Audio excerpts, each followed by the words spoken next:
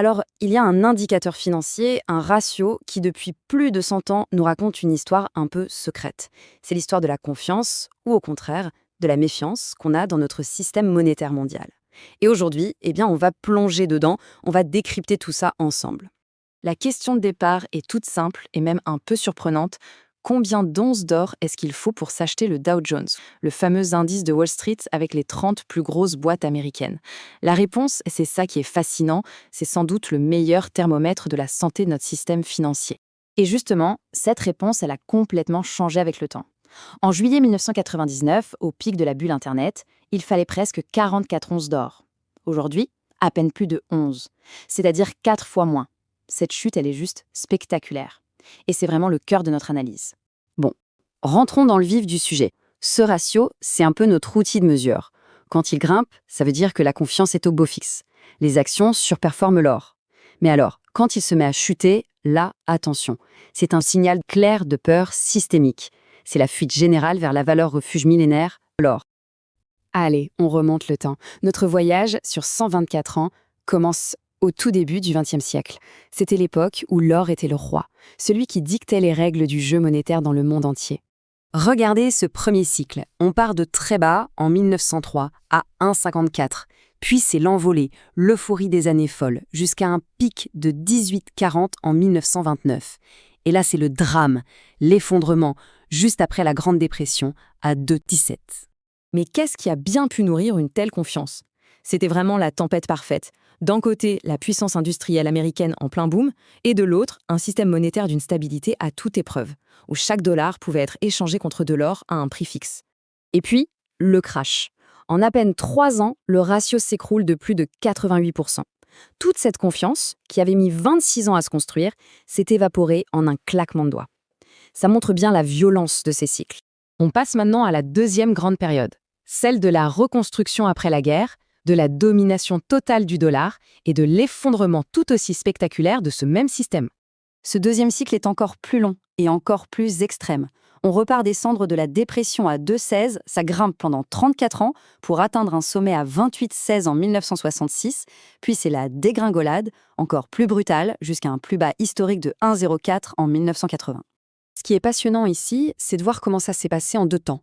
D'abord, on crée un nouvel ordre mondial, le système dollar-or, qui va nourrir les 30 glorieuses, et puis, ce même système finit par s'écrouler sous le poids des déficits américains et des crises géopolitiques. 1,04.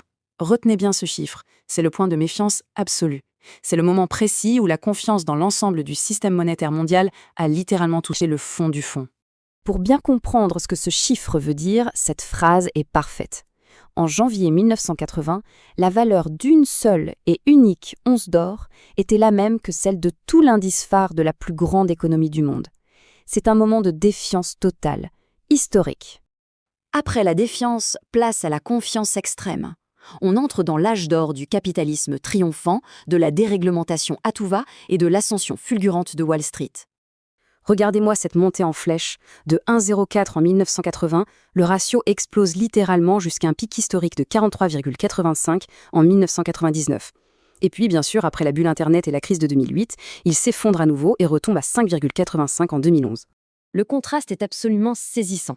Imaginez, on passe d'une once d'or pour acheter tout le Dow Jones à presque 44 onces en moins de 20 ans. C'est tout simplement le plus grand transfert de confiance de l'histoire vers le système financier. Mais bon, cette confiance extrême, c'était un peu une illusion. Les crises du début des années 2000 et surtout celle de 2008 ont provoqué une nouvelle fuite massive vers l'or, ce qui a ramené le ratio à des niveaux de méfiance très profonds. Et tout ça, ça nous amène à aujourd'hui, à la période actuelle. Un cycle qui avait commencé tout à fait normalement avant de prendre un virage à 180 degrés, un virage totalement inattendu qui a marqué une vraie rupture. Après le creux de 2011, tout semblait repartir comme avant. Le ratio remontait, la confiance renaît, la routine quoi. Mais en septembre 2018, il s'est passé quelque chose. Un truc s'est cassé. La reprise s'est non seulement arrêtée net, mais elle a commencé à s'inverser. Et là, le point crucial, c'est que les raisons de cette nouvelle méfiance ne sont plus seulement économiques. Elles sont géopolitiques. La fragmentation du monde, le dollar qui devient une arme à cause des sanctions, et surtout une véritable ruée vers l'or des banques centrales. Tout ça a changé les règles du jeu.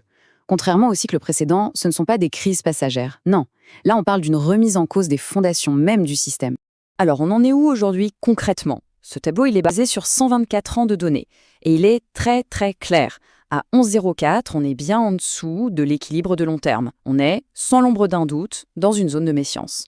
Pour le dire le plus simplement du monde, le niveau de confiance actuel dans le système financier mondial est 41% plus bas que sa moyenne historique. C'est un signal extrêmement puissant qu'on ne peut pas vraiment ignorer. La question qui se pose maintenant, c'est où est-ce qu'on va à partir de là?